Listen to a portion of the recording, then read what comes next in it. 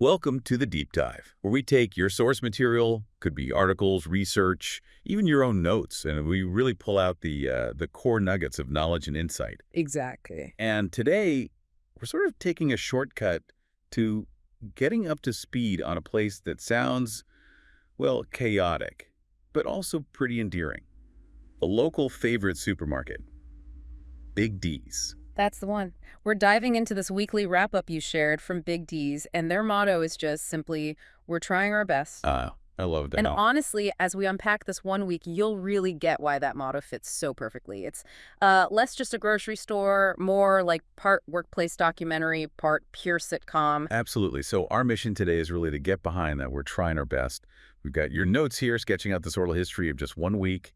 Sounds like it's packed with oddball interactions, some small wins, ridiculous challenges. Oh, and some truly unhinged staff moments, definitely. So what jumps out to you right away about looking into a place like Big D's? Well, it's fascinating, isn't it? How much chaos and like unexpected resilience can just exist side by side in what seems like a normal setting, a local supermarket. Okay. It really shines a light on the daily grind, but also these, unique, almost theatrical challenges that a business like this faces, especially one trying to be a community hub. It's like its own little microeconomy. Okay, let's get into this week then. The story, based on your material, it kicks off with some pretty serious financial jitters for Big D's. Profits starting in the negative. Right. Now, my first thought was, oh, slow sales. But your notes say, no, that wasn't it. It was actually a big upfront investment. A new freezer, plus all the stock needed to fill it. Yeah, a huge initial outlay. That feels like a bold move for a neighborhood store, doesn't it? Yeah. Especially to start the week like that. It definitely sets a challenging tone right from Monday morning. That kind of spending, capital expenditure, it puts immediate pressure on the bottom line, regardless of how busy they are. Right. It shows commitment to growth, maybe, but it's also a big risk for the owner, Bernie Macaroni Big D. It really puts that we're trying our best to the test straight away. But here's the interesting thing. Despite that financial cloud, your sources say the team was actually pretty happy to be back at work. Yeah, reportedly quite upbeat. That's surprising, isn't it? Facing negative profits but still having a positive vibe. What's that about? Love of chaos, maybe? Huh. Maybe partly, but I think it speaks volumes about a certain kind of resilient work culture. It's not just we're all in this together, though there's probably that too. It's almost like they embrace the challenge. This collective spirit, maybe it's fueled by the absurdity of it all, the close-knit feel you get in small local businesses. Sometimes that's worth more than the immediate numbers on a spreadsheet, Keeps them showing up. Okay, and speaking of numbers and sales, this is where it gets really Big D's, I think. The olive oil strategy. Oh, yeah. This was something else. Your notes mentioned this smart idea first. They raised the price of olive oil. Right. Up it goes. Yeah. And then for just one day, they put it on sale, discounted from that new higher price. It sounds totally backwards. It does. It's classic perceived value psychology, though. Risky, but it can work. And apparently it did. The olive oil sold really well. Maybe not so surprising in the world of Big D's after all. Exactly. That discount from the inflated price makes people feel like they're getting an amazing deal. Triggers impulse buys. It's a gamble, messing with pricing like that. But, well, Big D's rolled the dice and won that time. Okay, so that worked. But then, in complete contrast, your notes talk about the brown sugar blender. The blender. Apparently, for quite a while, they were selling brown sugar at a net loss, just quietly losing money on every bag. Yeah, a persistent drain. Probably unnoticed by most shoppers, but a real slow leak for the store's finances. That brown sugar blender, it feels like a tiny example of a bigger issue, maybe. The hidden cost of being charmingly chaotic. I think so. It points to a potential weakness in, basic operational control. Inventory, pricing accuracy. A small loss on one item doesn't seem like much, but over time, especially when you're already in the red. It adds up. Definitely. It highlights that tension between being endearingly quirky and needing solid business fundamentals. Now let's talk about finding your way around Big D's. The navigation system, or lack thereof. Your sources paint quite a picture. Aisle names like... Oh, the names. Wets and dries. Itty-bitty little ditties. My favorite. Trinkets, odds and ends, that sort of thing. But what's missing? Numbers. Just no aisle numbers anywhere. It's pure Big D's charming chaos, isn't it? Customers probably find it quirky, part of the experience, but operationally. trying to stock shelves or find specific items without numbers. Must be a nightmare. It's a delightful quirk, maybe, but also a potential headache for the staff day in, day out. And that leads right to Slurms, one of the stalkers.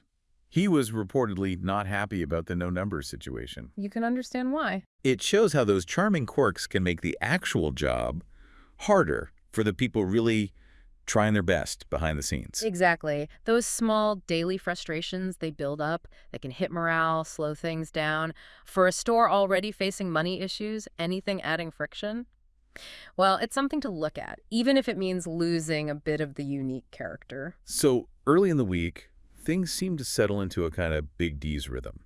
You had Johnny Cowboy stocking shelves. Doing his part. Chappie, the assistant manager, sounds like the super responsible one. He was running the registers. Holding down the fort at the front, yeah. Likely keeping things moving as best he could. And then there's Chief Squiggs, head of security, but also responsible for cleanup. Ah, yes, the dual role. Which, reading ahead in your notes, seems like it becomes problematic. That division of labor really sets the stage. Chappie's the anchor, clearly. But Squiggs doing both security and cleaning, that immediately flags a potential issue. Splitting focus like that. Yeah, something's got to give. Exactly. It creates vulnerabilities right where you need vigilance. And looking ahead, your notes mention the team was also starting to research essay glasses, whatever those are. Oh, still a mystery, those glasses. And they knew they needed to invest more in freezer goods. So they're still thinking ahead, planning new things, even with the daily grind. It shows that forward-looking mindset, doesn't it? Maybe a bit eccentric, sure, but they're always thinking about what's next, new ventures, Big D's vision, perhaps. Even starting the week in the red, they're planning for expansion. The essay glasses particularly just scream Big D's unique personality. Okay, but then things take a turn. Midweek, during business hours, a robbery. Yeah. Goods stolen right from the store. Yeah, a real heist. That's a significant blow. Not just the loss of goods, but the feeling of security, you know? Definitely. And this is where Chief Squiggs comes back in. Head of security, what was he doing? Well, the very next detail in your notes is his alibi. Chief Squiggs was reportedly cleaning. During the robbery. Cleaning. So that dual role, it bites them immediately. Seems like it. And to address that, to supposedly free Squiggs up for actual security, they hired Larry. Larry the cleaning bot. A robot. A robot cleaner joins the Big D's crew. A modern solution, you might say. Wow. But if you connect the dots, Larry's arrival highlights how Big D's sometimes treats symptoms, maybe not the root cause. Larry solves the cleaning problem. But maybe distracts from whether Squiggs was actually effective at security in the first place, especially if that alibi isn't rock solid. Exactly. It's innovative bringing in a bot, but perhaps it's a bit of a misdirection. Meanwhile, they were still wrestling with basic stuff. Pricing. The price of salt was too high. That kept coming up. The salt saga continues. And just generally, prices weren't ringing up correctly, weren't counting out evenly. Your notes mention a need for a store price true-up. That is a huge red flag, operationally. Inconsistent pricing. That frustrates customers, loses trust, and costs money directly. It points to a persistent lack of, well, systematic control. So they're bringing in robots, but struggling with price tags. It really shows that ongoing tension, doesn't it? Trying their best, but maybe pulled in too many directions. Yet, despite all this, your notes say the rest of that day went okay. An uneasy calm, maybe? Perhaps. A calm before the next storm. Because later, after work, Chappie, the responsible assistant manager, he goes to HR with some pretty significant information. Yes. This is where the plot really thickens. It completely changes the story of that first robbery. What does he say? Chappie revealed that Chief Squiggs was not cleaning during the robbery. He was actually on his phone. Oh, no. And apparently fumbled it, got distracted, and walked right into a wall. You're kidding. Walked into a wall. That's what the report says. Yeah. And naturally, this revelation sparked, quote, considerable store drama. It completely shreds Squiggs' credibility, paints a very different picture. Wow. Okay, so internal drama is now officially brewing. And the next day, back to practical problems, chicken prices went up. Yep, another price hike. And the big question was, how long until customers notice and start complaining? It's a tough balancing act for a local favorite. Absolutely. Price hikes on essentials like chicken can really test customer loyalty, especially when there's already internal turmoil and security worries bubbling under the surface. It's a constant tightrope. Then, in a bit of a switch-up, Slurms took over the registers. Which sounds like a rare event. And Chappie stepped in to help stock shelves. A Yeah. little role reversal. Shows everyone has to pitch in, I guess. It really speaks to the adaptability of the staff, doesn't it? Willing to jump into different roles to keep the wheels turning. It's that trying our best in action, even if it means stepping outside your normal job, covering the gaps. And amidst all this, a moment of positivity. A new Big D's logo went up on the wall, described in your notes as an incredible success. A much-needed morale boost, it sounds like. Sometimes those small symbolic wins are huge, right?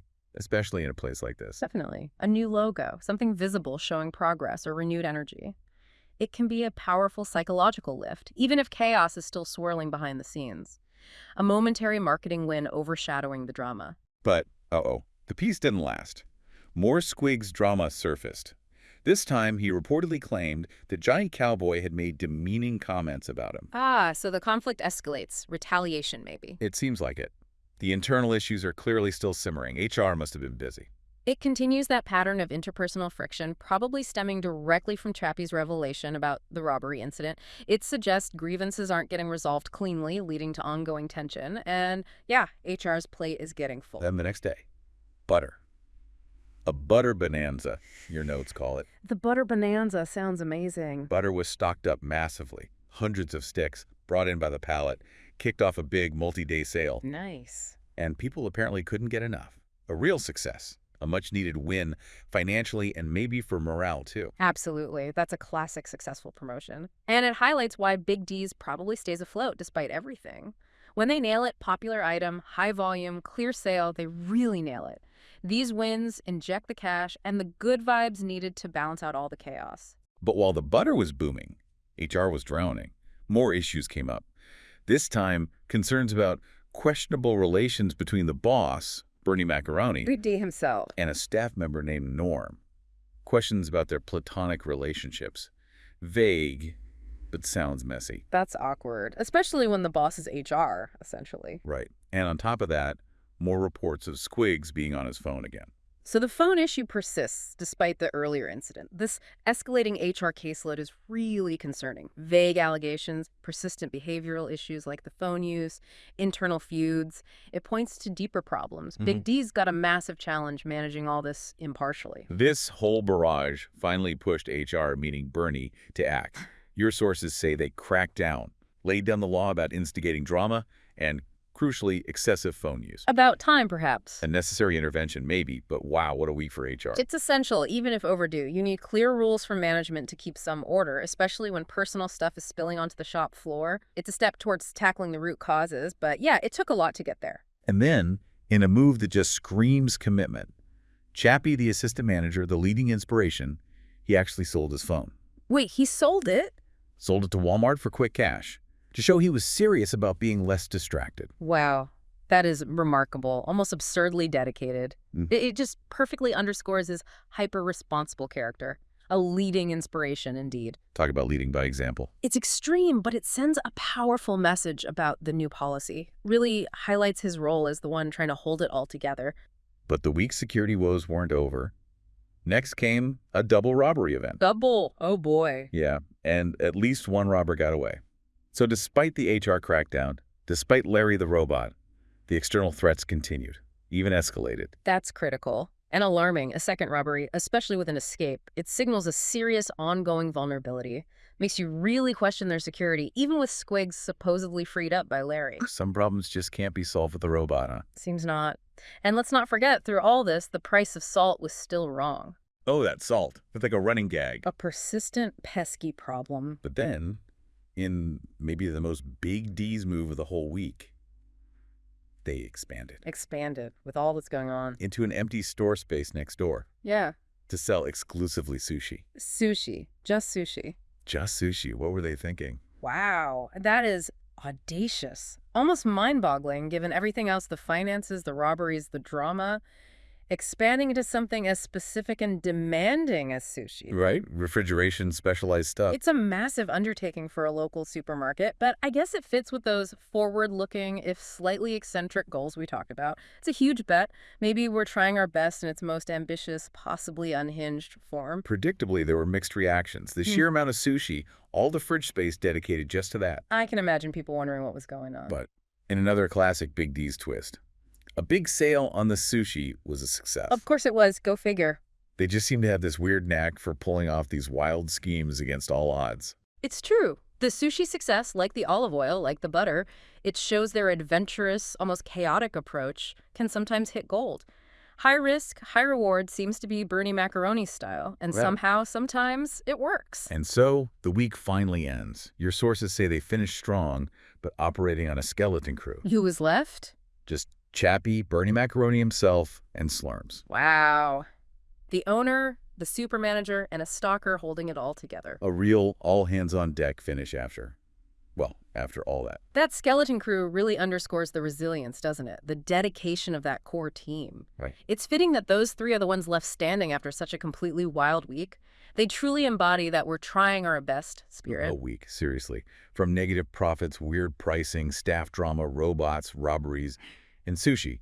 It really was a week of trying their best. It absolutely was. We've navigated this remarkable period of Big D's, seen that mix of chaos, real effort, and just uniquely human and robotic interactions. Yeah, it's clear we're trying our best isn't just a catchy phrase for them. It's the minute-by-minute reality.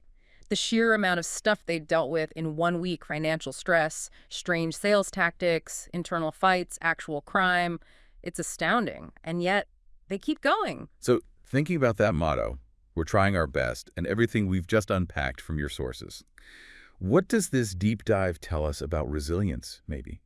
About community in a local business like this? How much chaos can a place actually handle and still be loved, still be that local favorite? It's a great question. What do you think the secret ingredient is? What keeps Big D's afloat despite everything? Maybe it is that specific blend. The chaos alongside the genuine, sometimes heroic effort. Maybe that creates this unique, almost theatrical vibe that connects with people, fosters this strong, if sometimes a dysfunctional bond. It definitely makes you wonder what stories your local favorite spots could tell, doesn't it? If we did a deep dive into their week. Food for thought, absolutely. Well, thank you for sharing these incredible insights into the world of Big D's with us. Join us next time for another deep dive.